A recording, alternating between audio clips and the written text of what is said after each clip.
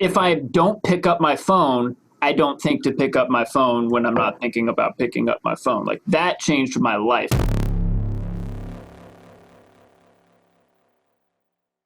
I've come to resent social media, so God, me too, dude. Holy fuck. Even just doing like it's not that I don't care, and I feel like I have some decent content to share about, doing action sports and music and the combination of the two, and here's some stuff coming out. Like, there's some cool stuff that I feel like people might care about, but like every time I go to post something, it just feels like fucking, especially in today's day and age where the whole world is fucked, like me posting about some shit that I did that might be cool or might not, just feels empty.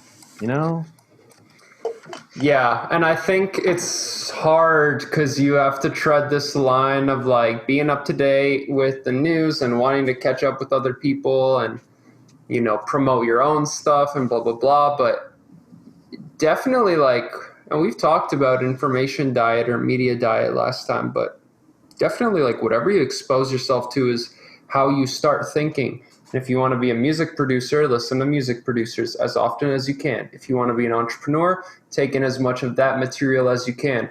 Tune your meat suit radio into that frequency. The thing is, if you're getting all of this stuff and being bombarded with stuff you don't care about, or even worse, negative news, that shit really weighs down on you more than people think. And it's weird because there's this underlying sense almost that you're owed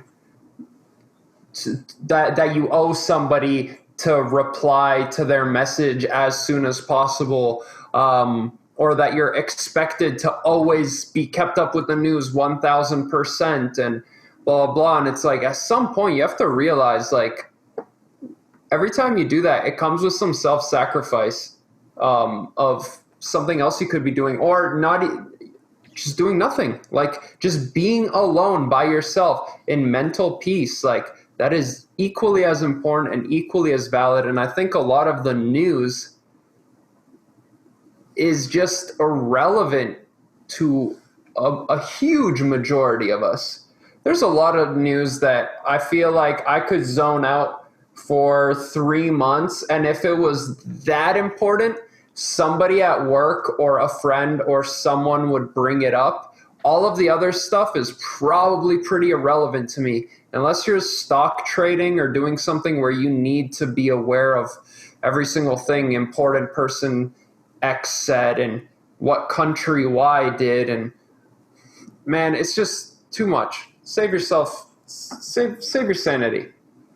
So I mean, a question I pose to you two is what is the balance for someone like myself who is probably his happiest when he is in the woods, completely out of service. There's not even a chance I could hop on and either post or intake information from any of these platforms. I fucking love being in that position. And so in today's day and age where as a music producer who, let's be honest, all of us would probably just love to make music and have one outlet in which we gave the final product and then just made more music and didn't have to think about it. Yep. Where do you find the balance for making social media your own and doing it your own way, but also realizing your natural tendency to either hate it or love it? Yeah, man, it's a powerful drug. It's so easy to get lost in the rabbit hole. And we're talking about, when you really need to get some other shit done or you need some mental health actually presence in the moment, you got to get rid of that phone for a while. That, it's like having the bottle of alcohol there if you're really trying not to drink and you're just I want to drink and I know I shouldn't drink and it's just sitting there on the shelf taunting me. Yeah. It's so much easier to not fall in that rabbit hole if you just put that shit away. And I think for any real productivity, like we're talking about, you got to get that shit out of your life. And I think a healthy balance would be physically on your calendar, scheduling time to be on social media.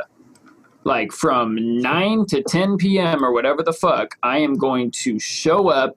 I'm going to hit Instagram and do a post. I'm going to check out what's going on Twitter, be a part of the conversation. I'm going to see if anybody responded to my last Facebook post. And, oh, time's up. Time to get back to actually doing shit I care about. And I think that's something I've thought about and haven't really ever gotten good about. But that seems like it would be the healthier way. Yeah, if you have that level of self-control, for sure. I think too, man, like, and this might not be applicable to a lot of our listeners, especially if you're trying to get your music out there. And, you know, I'm not trying to suck my dick here, but I'm not trying to live a balanced life. I don't want to live everything in this sort of middle. I want extreme results, and with that comes extreme action. And for me personally, I've decided, you know, I can't keep feeling accountable to like having to reply ASAP and having to, you know, post regularly. Like if I have something to post, I will. If I'm in a phase where I'm growing my brand, then you make that a priority. But all of the pointless shit, like replying to unnecessary DMs or you scrolling through your feed, especially like even DMs, like it's good to connect with people if you're not feeling drained from that. But when you're just scrolling or like every notification is catching your eye and like bringing you back to the app, like I think that's really, really bad for you. And I think every time you tune in, you're taking away 5% of your focus that would have been spread across the rest of the day, and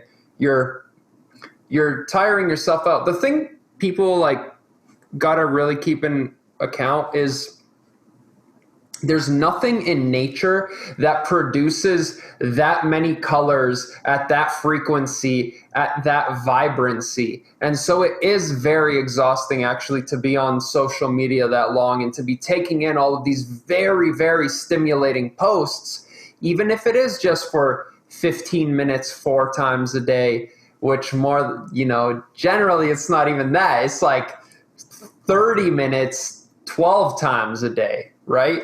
And so realizing that and, you know, go extreme with it for a bit. Put your phone on grayscale. That's something I found like kept me off my phone. I've also turned off all notifications. Woo! Check it when I check it. No, like, I think maybe I have it turned on for, I don't even know if I do, man. To be honest, I know you can get super hyper specific. I feel like an Instagram notification might pop on here and there, but it's like I haven't seen one in a while. Like my DMs are off, my comments are off, my new followers especially are off, my blah blah blah is doing a live video, that's off. Like everything you can think of, because the thing is that live video is going to be up for 24 hours. You know, if you really want to see that post, hit the little bell icon on their profile. The DM can wait. Anybody that urgently needs you is going to hit your line. They got your number.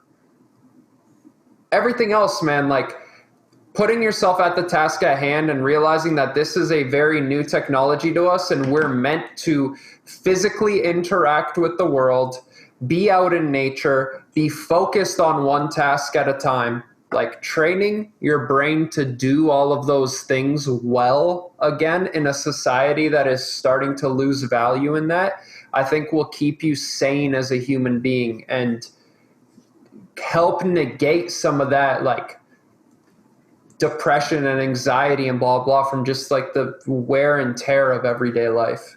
Yeah, dude, turning off my notifications on my phone, or like even the notifications still like visually come up maybe, but like turning off the sounds. Yes. So that if I don't pick up my phone, I don't think to pick up my phone when I'm not thinking about picking up my phone. Like that changed my life. I did that a few years back and I've never gone back. Every time I get a new phone, like the first thing I do is like, all right, how do I turn the notification sounds off on this device?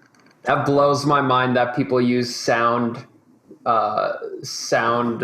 whatever, like ringtones and beeps and bloops and shit. Like My shit's been on silent the last like 3-4 years, and it is the best thing ever. And it's always upside down. It's always like out of sight unless it's needed at the time.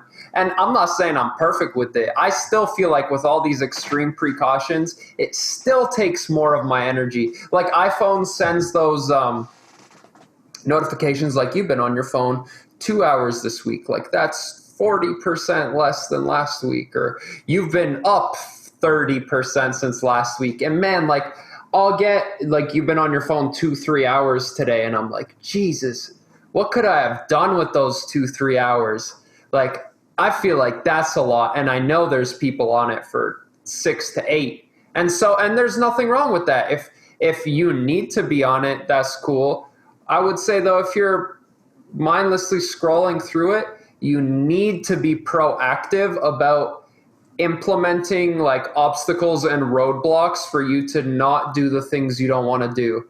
That's been a huge lesson in my life, is just realizing, like you said, with the naps or anything, put obstacles in your way to not do the things that you shouldn't do, because we're all pieces of shit inside when our willpower is out the window. And so if you make it super easy for you to plug in, you got your little comfy spot where you can plug in your phone and your Doritos bowl is right there.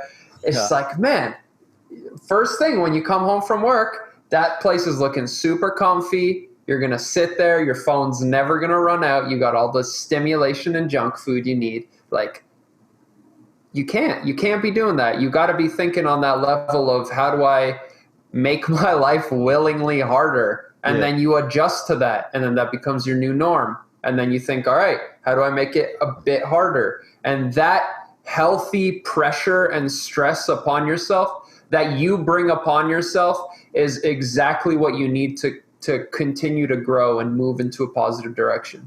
Yeah, I fully agree with you guys, and like implement the exact same things on the intake of social media.